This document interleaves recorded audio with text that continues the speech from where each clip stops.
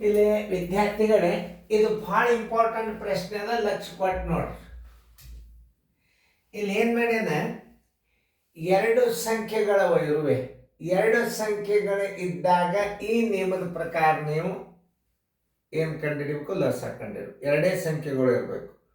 ಈಗ 72, 180, 60 ಹಿಂಗೆ 3 ಅಂಕಿ ಇದ್ರೆ ಈ ನಿಯಮದ ಪ್ರಕಾರ ಮಾಡ್ಲಿಕ್ಕೆ ಬರೋದಿಲ್ಲ. ಮೊದಲ ಗಣಿತಗಳನ್ನ ಸರಿಯಾಗಿ ಹೇಳುತ್ತಿರ್ಬೇಕು. 2 ಅಂಕೆಗಳು ಕೊಟ್ಟಾನ, 2 ಅಂಕೆಗಳ ಮಾಸ ಕೊಟ್ಟಾನ, ಅದನ್ನ ನೆನ್ಪಿಟ್ಕೋಬೇಕು. ಲಸ ಭಾಳ ಸರಳ. 2 ಸಂಖ್ಯೆಗಳ ಮಸ 36 ಅದ್ರ ಲಸ ಎಷ್ಟಂದ್ರೆ ಈ 2 ಸಂಖ್ಯೆಗಳ ಗುಣಲಬ್ಧಕ್ಕೆ ನೀವು ಮಸಾದಿಂದ ಬಾಯಿಸ್ಬಿಟ್ರೆ ಲಸ ಬಂದ್ಬಿಡ್ತಾವ. ಈ 2 ಸಂಖ್ಯೆಗಳ ಗುಣಲಬ್ಧ ಬರೋಬ್ಬರಿ ಲಸ ಗುಂಡ್ಲೆ ಮಸ. ಇದೊಂದು ಸೂತ್ರ, ಒಂದು ಉದಾಹರಣೆ ಹೇಳ್ತಾನೆ. 72 ಏನು ಗುಂಡ್ಲೆ 2 ಅಂಕೆವ ಇವು ಬರೋಬ್ಬರಿ ಮಸ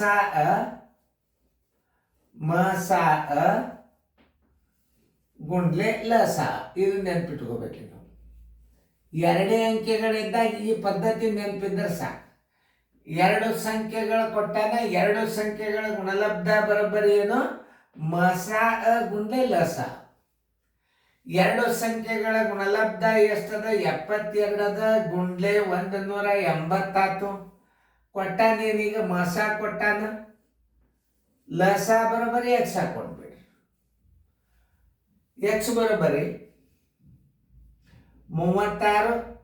ಇದನ್ನ ಗುಣಾಕಾರ ಮಾಡಿದ್ರೆ ಏನಾಗ್ತದೆ ಅನ್ನೋದು ನೋಡಿ. ಅದನ್ನು ಒಂದು ಸ್ಟೆಪ್ ತಿಳಿಸೇ ಬಿಡುತ್ತೆ ನಿಮಗೆ. ನೋಡಿ, 72 ಗುಂಡ್ಲೆ 180 ಈಜ್ವಲ್ ಟು 36 ಎಕ್ಸ್.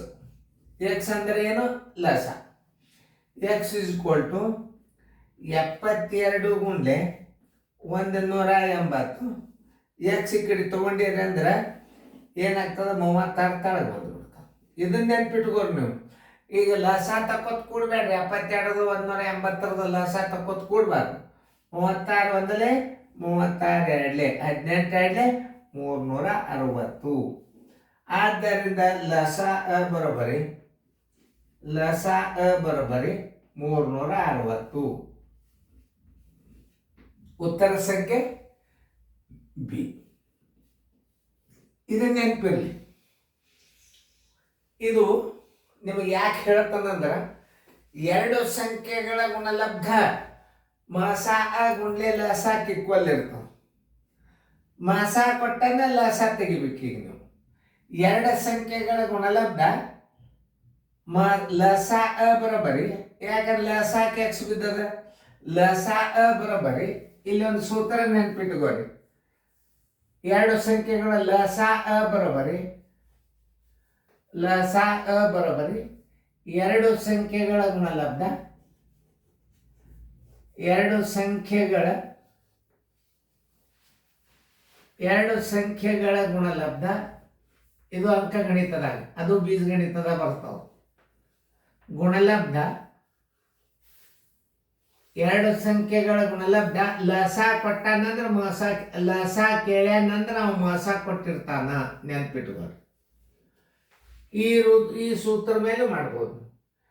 ಏನೇನು ಕೊಟ್ಟಾನವ? 2 ಸಂಖ್ಯೆಗಳ ಕೊಟ್ಟಾನ.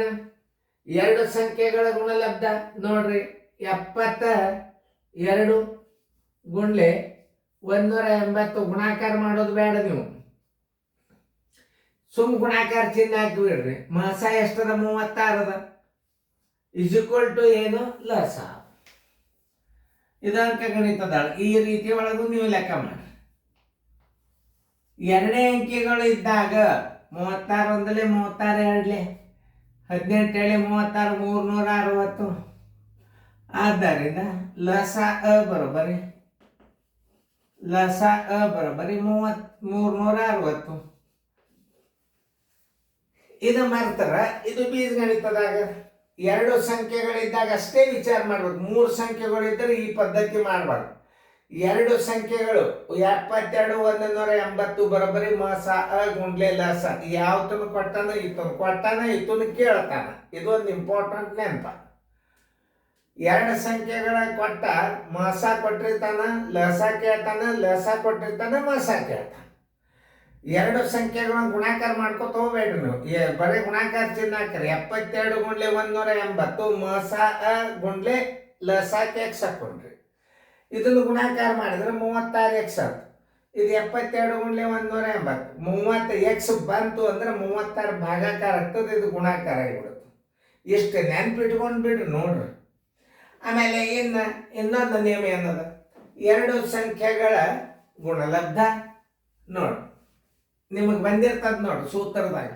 ಎರಡು ಸಂಖ್ಯೆಗಳ ಗುಣಲಬ್ಧ ಲಸ ಬರೋಬರಿ ಎರಡು ಸಂಖ್ಯೆಗಳ ಗುಣಲಬ್ಧ ಭಾಗಲೆ ಮಸ ಈಕ್ವಲ್ ಟು ಲಸ, ಮಸ ಈಕ್ವಲ್ ಟು ಎರಡು ಸಂಖ್ಯೆಗಳ ಗುಣಲಬ್ಧ ಭಾಗಲೆ ಲಸ ಮಾಡಿದರೆ ಮಸ ಬರ್ತದೆ. ಇಷ್ಟು ನೆನ್ಪಿಟ್ಕೊಂಡ್ರೆ ಸಾಕು ನೋಡ್ರಿ. ನೀವು ಇಂಥ ಗಣಿತಗಳು ನಾವು ಒಂದೊಂದೇ ಹಾಕ್ತೀವಿ, ನಿಮಗೆ ಸೀರಿಯಲ್ದಾಗ ಭಾಳ ಹಾಕಿದೀವಿ ನಾವು. ಯಾಕಂದ್ರೆ ಅದು ಒರಿಜಿನಲ್ ಕ್ವಶನ್ ಪೇಪರ್ ಇರ್ತದಲ್ಲ, ಅವಾಗ ನೀವೇನು ಮಾಡ್ತೀರಿ, ಒಳಗೊಬ್ಬೊಬ್ಬರು 72ಕ್ಕೆ 180ಕ್ಕೆ ಲಸ ಕೂತ್ ಬಿಡ್ತಾರೆ. ಕಂಡಾಬಿಟ್ಟು 2 2 3 4 ಎರಡು ಸಂಖ್ಯೆಗಳಿದ್ದಾಗ ಅಷ್ಟೇ ಈ ನಿಯಮ. 3 ಇದ್ರೆ ಕಡ್ಡಾಯವಾಗಿ ಲಸ ತೆಗಿಲಿಕ್ಕೆ ಬೇಕು ನೀವು. 3 ಸಂಖ್ಯೆಗಳು ಕೊಟ್ಟಿದ್ದರೆ ಮಾಸ ಕೊಡೋದೇ ಇಲ್ಲವ. ಮಾಸ ಕಂಡು ಹಿಡಿಯರಿ, ಲಸ ಕಂಡು ಹಿಡಿಯರಿ. ಎರಡಕ್ಕಿಂತಲೇ ಹೆಚ್ಚು ಅಂದ್ರೆ ಇದನ್ನೇ ಹೇಳ್ತಾನ. ಆಮೇಲೆ ಮಸಗಳನ್ನ ಭಾಗಾಕಾರ ಕ್ರಮದಲ್ಲಿ ನಿಮಗೆ ನಾನು ಸೀರಿಯಲ್ದಾಗ ಹಾಕಿನೂ ಲಕ್ಷ ಕೊಟ್ಟು ನೋಡ್ರಿ ಮಾಡಿ. ಯಾಕಂದ್ರೆ ಭಾಗಾಕಾರ ಕ್ರಮದಲ್ಲಿ ಲಸ ಕಂಡು ಹಿಡಿಯರಿ ಬರ್ತಾವ, ಹುಷಾರಿರಿ.